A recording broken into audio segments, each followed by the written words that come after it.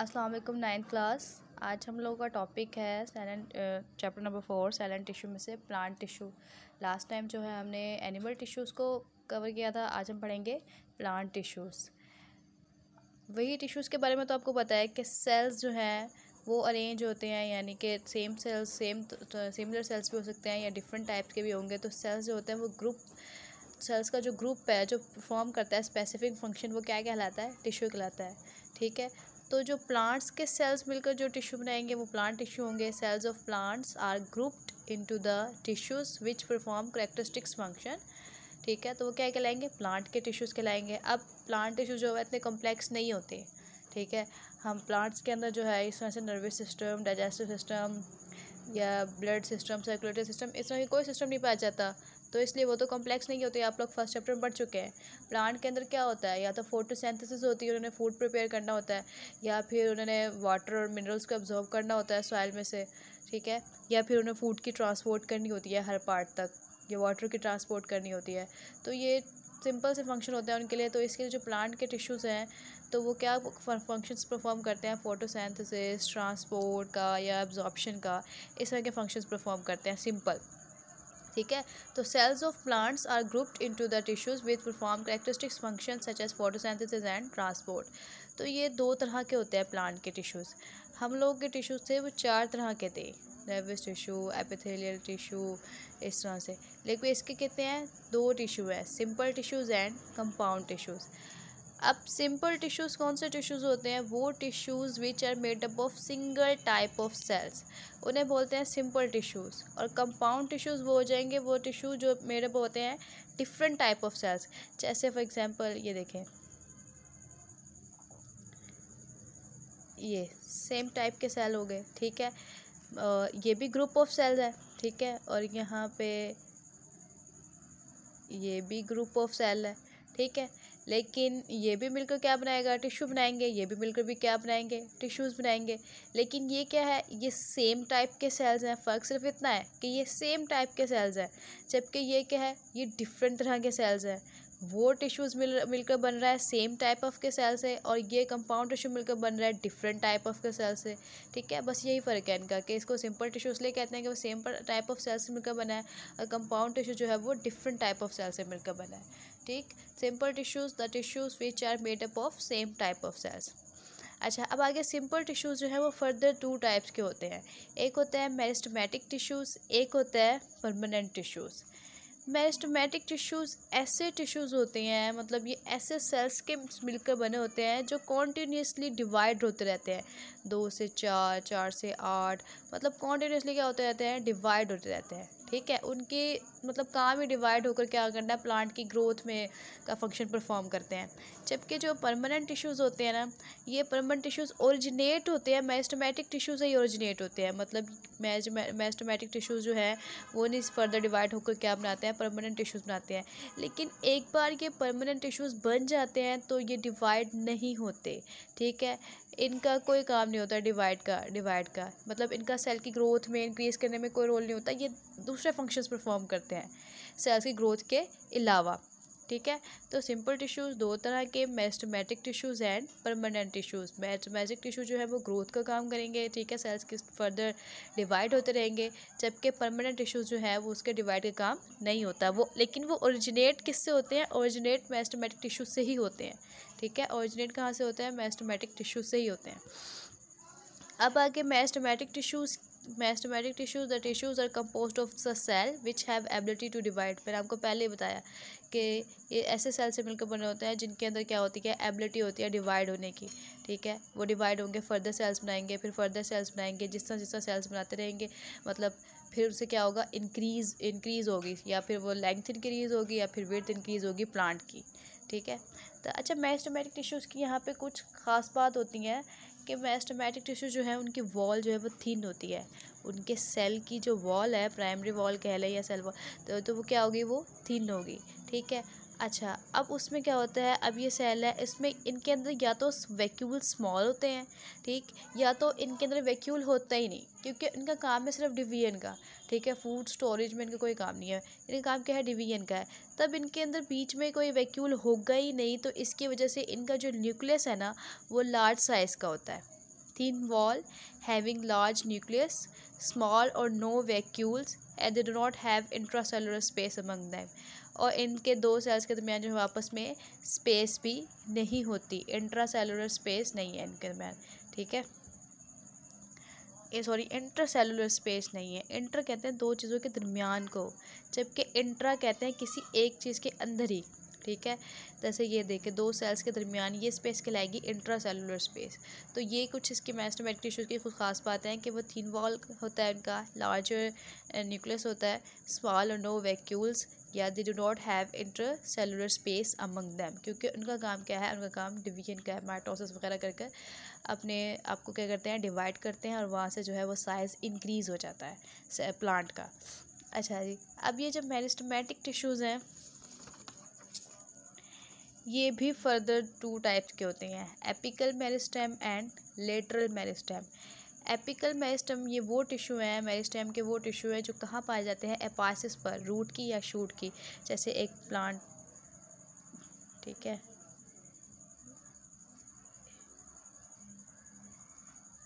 ये इनकी रूट की टिप्स हो गई, ठीक है। अच्छा, ये आगे जो है वो शूट की टिप्स हो गई, तने की, ठीक है। तो एपिकल मेरिस्टेम यहाँ पाए जाएंगे या रूट की टिप्स या शूट की टिप्स पर या रूट की टिप्स पर।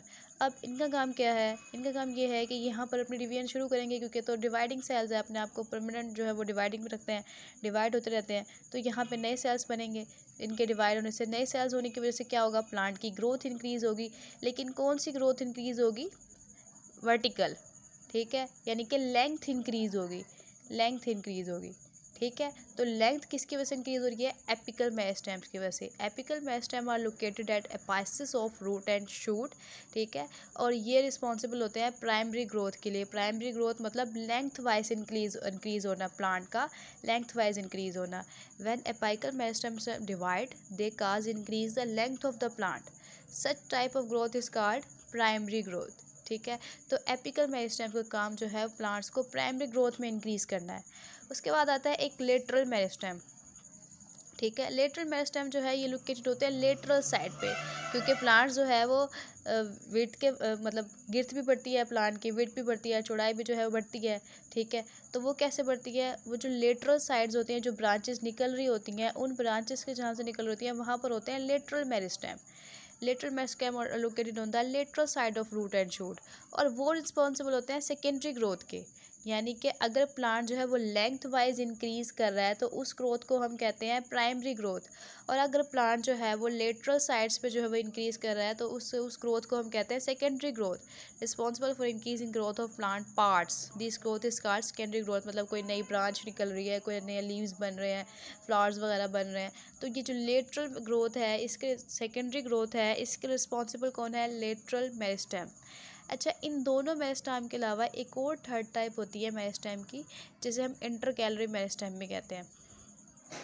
इंटरकैलरी मेरिस्टेम वो मेरिस्टेम होता है जो पैचेस की फॉर्म में जगह जगह जो है वो पाया जाता है, कहाँ पर, प्लांट के अंदर, पैचेस की फॉर्म में।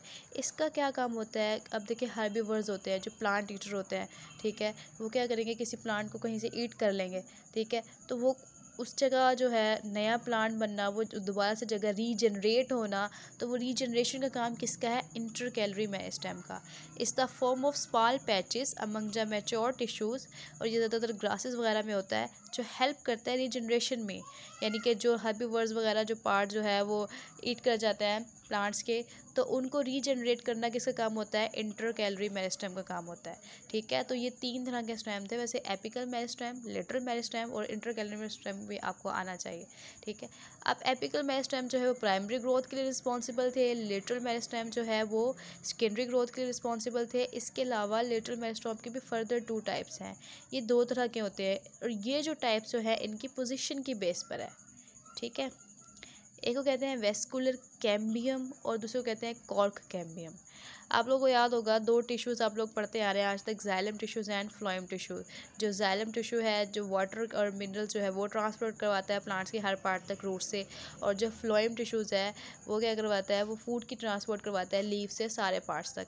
तो अगर मैं मिड में एक साइड पे जाइलम बना दूँ और एक साइड पे जो है मैं फ्लोएम बनाऊँ किसी भी सेल के अंदर, ठीक है, तो ये जो मिड में जाइलम और फ्लोएम के दरमियान जो मेरिस्टेम होगा ना, उसको हम कहते हैं वेस्कुलर कैम्बियम, क्योंकि हम ज़्यादातर फ्लोर को क्या कहते थे, वेस्कुलर टिश्यूज़ बोलते थे, क्योंकि ये सिलेंडर नुमा होते हैं और ये हर प्लांट के हर पार्ट में होते हैं। ठीक है, तो इन दोनों के दरमियान जो होगा उसको हम कहते हैं वेस्कुलर कैम्बियम। और जबकि अगर कोई प्लांट की जो आउटर साइड होती है, आउटर लेटरल साइड्स पे जो कवरिंग होगी उसको क्या बोलते हैं, कोर्क कैम्बियम बोल। ठीक है, यहाँ पर मैंने जो है वो एक स्केच बनाया था समझाने के लिए कि प्लांट टिश्यूज़ जो है सिंपल टिश्यूज़ और कंपाउंड टिश्यूज़ दो टाइप हैं इसकी। कंपाउंड टिश्यू हम कल डिटेल से डिस्कस करेंगे। सिंपल टिश्यूज़ फर्दर दो टाइप हैं, meristematic tissues and permanent tissues. Simple tissues वो थे जो एक ही तरह के सेल से मिलकर बन रहे थे, कंपाउंड टिश्यूज़ वो थे जो डिफरेंट टाइप्स के सेल से मिलकर बने थे। फिर उसके बाद सिंपल टिश्यूज़ की फर्दर टाइप है meristematic tissue and permanent tissues. Meristematic tissues जो एबिलिटी टू डिवाइड रखते हैं, एबिलिटी होती है डिवाइड की, जबकि परमानेंट टिश्यूज़ वो जिनके एबिलिटी नहीं होती डिवाइड होने की, लेकिन वो ओरिजिनेट मेरिस्टेमेटिक टिश्यू से हुए हैं। ठीक है, फिर फर्दर टाइप है इनकी apical meristem and lateral meristem. Apical meristem tips पर होता है, एपासिस पर होता है, प्राइमरी ग्रोथ के लिए रिस्पॉन्सिबल है। लेटरल मेरिस्टेम लेटरल साइड्स पर होता है और सेकेंडरी ग्रोथ के लिए रिस्पॉन्सिबल है। तो यहाँ पे बीच में इंटर कैलरी मेरिस्टेम जो है वो regeneration of plant parts which are cut by herbivores. ठीक है, तो ये इंटर कैलरी मेरिस्टेम भी होता है। अच्छा, फिर लेटरल मेरिस्टेम जो है वो फर्दर दो तरह का होता है, vascular cambium and cork cambium. Vascular cambium कहाँ होगा, जाइलम एंड फ्लोएम के दरमियान, और outer lateral side of plants पर क्या पाया जाएगा, हमारा कॉर्क कैम्बियम। ठीक है, अच्छा उसके बाद है परमानेंट टिश्यूज़। परमानेंट टिश्यू आप लोग बार बार मैं आपको बता चुकी हूँ कि परमानेंट टिश्यूज़ जो है ये तो सबसे फर्स्ट नंबर पे कि ओरिजिनेट होते हैं मेरिस्टेमेटिक टिश्यूज़ से। सेकंड नंबर पे ये वो सेल से मिलकर बने होते हैं do not have ability to divide, जिनके अंदर एबिलिटी नहीं होती कि वो डिवाइड हो सके। ओरिजिनेट हुए मेरिस्टेमेटिक टिश्यू से और एबिलिटी नहीं होती है इनके अंदर डिवाइड होने की। अच्छा, परमानेंट टिश्यू की फर्दर टाइप्स हैं, epidermal tissues, ground tissues, sport tissues. ठीक है, अच्छा ये जो है डिवाइड का नहीं काम करते, यानी कि ये लेंथ वगैरह या ग्रोथ वगैरह की इंक्रीज़ में नहीं काम करते, इनका कोई और दूसरे फंक्शंस होते हैं, वो हम पढ़ेंगे। Epidermal tissues, ground tissues and sport tissues. फिर ये स्पोर्ट टिश्यू जो है वो फर्दर डिवाइड है टू टिश्यूज़ में, कोलेनकाइमा एंड स्क्लेरेनकाइमा। ठीक है, कंपाउंड टिश्यूज़ हम नेक्स्ट टाइम डिस्कस करेंगे। अच्छा, आज हम जो है परमानेंट टिश्यूज़ की एक टाइप पढ़ लेते हैं, एपिडर्मल टिश्यूज़। एपिडर्मल टिश्यूज़ जिस तरह हमारी स्किन होती है ना, उस तरह प्लांट्स की जो लेयर होती है ना, आउटर लेयर, उसको एपिडर्मल टिश्यूज़ कहते हैं। Epidermal tissue, epidermis. ठीक है, ये कैसी होती है, ये इतनी सी थिन होती है, सिर्फ सिंगल लेयर सेल जितनी, एक सेल की जितनी थिकनेस होती है ना, बस ये उतनी ही थिन होती है। ठीक है, composed of single layer of cells, और ये कवर करती है प्लांट बॉडी को, जैसे मैंने आपको बताया कि हमारी स्किन के जैसे काम करती है। ये एक्ट करती है as a barrier between environment and internal plant tissues. हमारी स्किन भी तो ऐसे काम करती है ना, हमें आउटर इन्वायरमेंट से प्रोटेक्ट करती है, हमारे इंटरनल ऑर्गन्स को। ठीक है, तो इसी तरह इनकी भी जो है ये एपिडर्मल टिश्यूज़ जो है, एपिडर्मल लेयर जो है वो इस तरह एक्ट करती है, एज अ बैरियर एक्ट करती है एनवायरनमेंट के दरमियान और प्लांट के इंटरनल टिश्यूज़ के दरमियान। ठीक है, अच्छा अब इसका जो फंक्शंस हैं, इसके जो फंक्शन है वो अलग अलग हैं, रूट्स में अलग है, शूट्स में अलग है। रूट्स में तो ये एब्जॉर्ब करती है वाटर एंड मिनरल्स प्लांट के लिए। ठीक है, जबकि स्टेम्स एंड लीव्स में ये क्या करती है, ये प्रोटेक्शन प्रोवाइड करती है। प्रोटेक्शन तो ये करती ही है प्लांट को, प्लांट की आउटर लेयर तो प्रोटेक्शन तो करेगी। इसके अलावा ये एक सेक्रेट करती है क्यूटिन।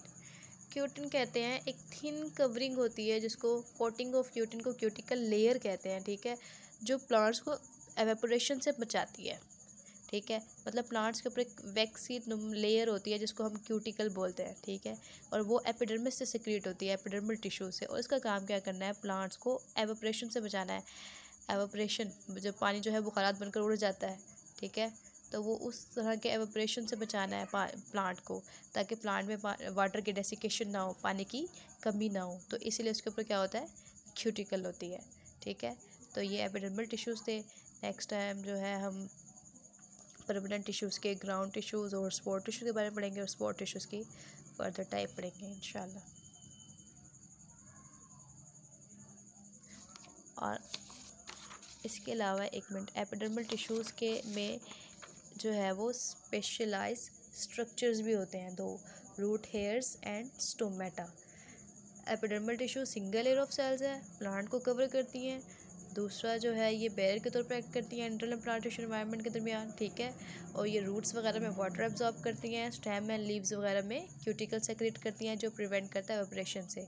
और इसके अलावा कुछ इनके स्पेशलाइज स्ट्रक्चर भी होते हैं जिन्हें हम रूट हेयर्स और स्टोमेटा कहते हैं। स्टोमेटा के बारे में तो आपको पता है, पोर लाइक स्ट्रक्चर, ये 4 चैप्टर नंबर 4 में opening and closing of stomata में बताया था मैंने आपको। पोर लाइक स्ट्रक्चर्स होते हैं जो कि प्लांट्स की गैसेस एक्सचेंज वगैरह में हेल्प करते हैं। और रूट हेयर्स क्या करते हैं, रूट हेयर्स का डायरेक्ट कांटेक्ट होता है सॉइल के साथ, ये भी वाटर और मिनरल्स अब्सॉर्ब करने में हेल्प करते हैं। और आप लोगों ने जो होमवर्क करना है,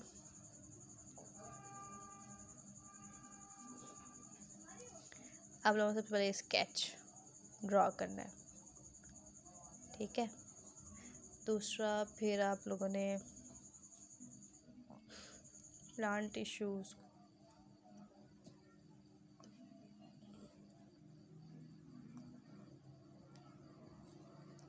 इसमें आपने सबसे पहले मेरिस्टेमेटिक टिश्यूज करना है, meristematic tissues with its type, ठीक है। बस।